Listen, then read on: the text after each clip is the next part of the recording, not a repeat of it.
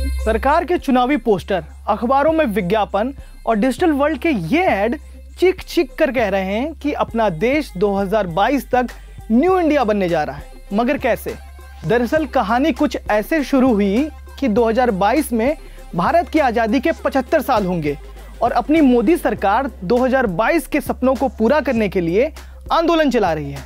ये आंदोलन कागजों पर दिखता है, अखबारों में बिकता है, लेकिन जमीन पर ढूंढने की जब बात होती है तो सवाल खड़े होने लगते हैं।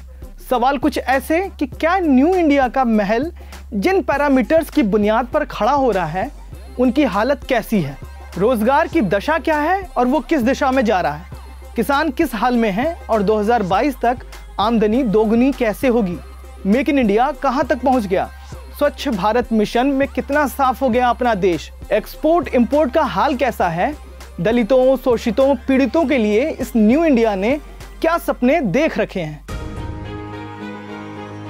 शुरुआत करते हैं रोजगार से। कुछ भी कहने की जरूरत नहीं है, आंकड़े हमारे सामने हैं। अभी कुछ ही महीने पहले की रिपोर्ट है कि देश में रोजगार की हालत पिछले 45 साल में सबसे खराब रही। NSSO यानी सरकारी आंकड़े ये बता रहे हैं। इस रिपोर्ट की दहशत तो देखिए, यहाँ तक कहा गया कि सरकार ने ये रिपोर्ट ही रुकवा दी।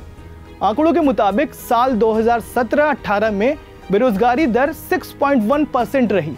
लेबर पार्टिसिपेशन रेट भी काफी कम है, मतलब कि कम लोग काम मांगने आ रहे हैं और उन्हें भी नौकरी नहीं मिल रही है। अब 2022 तक ये स्थिति कैसे सुधरेगी, इसका खाका हमें तो नहीं दिख रहा है। अगर दिखता तो लाखों लाख की संख्या में छात्र कभी SSC परीक्षाओं में धांधली, कभी रिजल्ट तो कभी एडमिट कार्ड के लिए धरने नहीं दे रहे होते। अब दूसरे पैरामीटर पर आते हैं, स्वच्छ भारत, पर्यावरण, प्रदूषण की बात। जब ये बात होती है तो अभी हाल ही में आई वो सारी खबरों की हेडलाइन आंखों के सामने तैरने लगती है और न्यू इंडिया का सपना दूर लगता है। हेडलाइन है, दुनिया के 30 सबसे प्रदूषित शहरों में 22 भारत के हैं। अब इस प्रदूषण के राक्षस को कैसे मारना है, सोचना तो पड़ेगा ना। अब प्रदूषण से थोड़ा बढ़कर बात हेल्थ की। पिछले साल मई 2018 में मेडिकल जर्नल लांसेट में आई स्टडी के मुताबिक स्वास्थ्य सुविधाओं तक पहुंच और इनकी क्वालिटी के मामले में भारत 195 देशों की लिस्ट में 145वें स्थान पर है। Global burden of disease study में बताया गया कि स्वास्थ्य सुविधाओं तक पहुंच और क्वालिटी के मामले में भारत अपने पड़ोसी देश चीन, बांग्लादेश, श्रीलंका और भूटान से भी पीछे है। ऐसी ही दिक्कतों से पिछली सरकारें भी जूझती आई हैं, लेकिन वो कहते हैं सबसे खतरनाक होता है हमारे सपनों का मर जाना।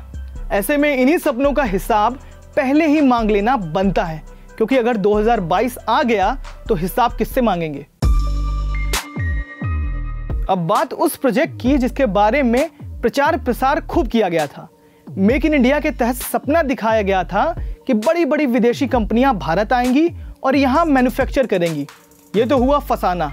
अब हकीकत ये है कि साल 2017-18 में FDI की ग्रोथ रेट 3% रही है।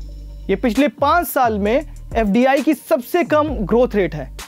मेक इन इंडिया के तहत कुल 25 सेक्टर को सेलेक्ट किया गया था। इन सेक्टर्स के लिए भी विदेशी निवेशकों का उत्साह कमजोर ही रहा। मतलब साफ है कि भारत के बाजार पर विदेशी निवेशक फिलहाल भरोसा नहीं कर पा रहे हैं, क्योंकि वो जनता की तरह सिर्फ वादे नहीं समझते, उन्हें जमीनी स्तर पर अपने निवेश पर रिटर्न का भरोसा होना चाहिए। मेक इन इंडिया में सामान देश में बनता तो हम उसे विदेशों में भेजते, देश की कमाई होती, ऐसा सोचा गया था और नए इंडिया के लिए ये जरूरी भी है। लेकिन मोदी सरकार के 4 साल के कार्यकाल में एक्सपोर्ट की रफ्तार बेहद सुस्त है। ये 2013-14 के रिकॉर्ड 313 अरब डॉलर के आंकड़े को एक बार भी नहीं छू सका है, मतलब ये वहां पहुंच ही नहीं सका।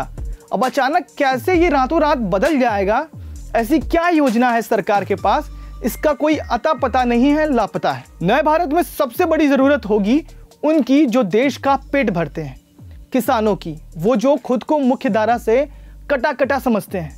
बिना उन्हें मजबूत बनाए न्यू इंडिया के बारे में सोचना भी मुमकिन नहीं है। इस सरकार ने 2022 तक किसानों की आमदनी दोगुना करने का दावा किया था। 4 साल निकल गए हैं, दावे अब भी दोहराए जा रहे हैं। लेकिन 2014 के बाद से गांव में रहने वाले ज्यादातर लोगों की आमदनी पिछले 4 साल में जस की तस बनी हुई है। अब अचानक क्या बदल जाएगा नहीं समझ में आता। नतीजे तो आप देख रहे होंगे। क्या आपने इससे पहले इतने किसान आंदोलन कभी देखे सुने थे? पश्चिम में महाराष्ट्र, दक्षिण में तमिलनाडु से लेकर मध्य में मध्य प्रदेश तक किसानों के आंदोलन की खबरें हेडलाइन बनती रही हैं। इन 4 सालों की ये पूरी दास्तान है। इस सरकार के लिए एक बात और साफ साफ कही जा सकती है कि पिछले 4 साल में दलितों, आदिवासियों की नाराजगी खूब देखने को मिली। नतीजा ये हुआ कि 2 अप्रैल 2018 को बड़े पैमाने पर SC/ST संगठनों ने भारत बंद बुलाया। इसमें कई लोगों की जान भी गई। फिर भी ये थमा नहीं। किसी न किसी मुद्दे को लेकर ये तबका सड़कों पर आता ही रहा है। ऐसे में बिना इन्हें साथ लिए न्यू इंडिया का सपना देखना भी बेईमानी होगी।